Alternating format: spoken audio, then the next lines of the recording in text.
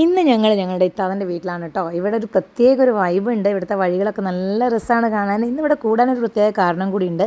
അനിയത്തി വന്നിട്ടുണ്ട്. അപ്പോൾ അനിയത്തി കാലിന് ചെറുതായിട്ടൊരു ഫ്രാക്ചറൊക്കെ പറ്റി. അപ്പോൾ ഞങ്ങളെല്ലാവരും കൂടി ഒരുമിച്ച് കൂടിയതാണ്. ഇവിടുത്തെ ഒരു വൈബ് എന്ന് പറഞ്ഞാൽ ഭയങ്കര രസമാണ്. ഇവിടുത്തെ കവുങ്ങത്തോട്ടമൊക്കെ നല്ല ഭംഗിയാണ്. ഏറ്റവും ഭംഗി ഇവിടെ കാണാൻ മഴ പെയ്യുന്ന സമയത്താട്ടോ. മഴ പെയ്യുമ്പോൾ ഇവിടെ ശരിക്കും ഒരു ചെറിയൊരു റിസോർട്ടിലൊക്കെ ഇരിക്കുന്ന ഒരു ഫീലാണ്. അവിടുത്തെ വഴിയും മഴയും അതേപോലെ തന്നെ ആ പച്ചപ്പും ഭയങ്കര ഭംഗിയാണ്. അങ്ങനെ നമ്മൾ രാവിലെ തന്നെ നമ്മുടെ ഭക്ഷണം രാവിലെ ഉണ്ടാക്കാൻ വേണ്ടിയിട്ട് നോക്കി. അപ്പോൾ ഇത്താത്ത രാവിലെ തന്നെ ചെറുപയർ കറി വെച്ചിട്ടുണ്ടായിരുന്നു. പൂരിക്ക് കുഴച്ചിട്ടും ഉണ്ടായിരുന്നു.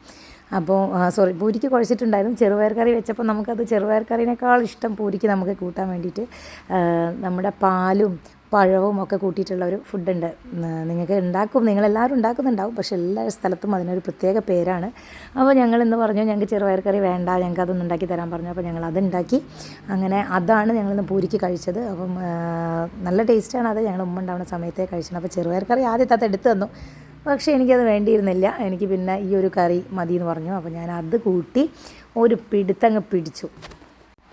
ഭയങ്കര ടേസ്റ്റായിരുന്നു കേട്ടോ. അങ്ങനെ അത് കഴിച്ചു. ഭയങ്കര ടേസ്റ്റൊക്കെ പറഞ്ഞു. ശേഷം അനീതിക്കും കൂടി ചെറിയ പീസ് കൊണ്ടു കൊടുത്തു.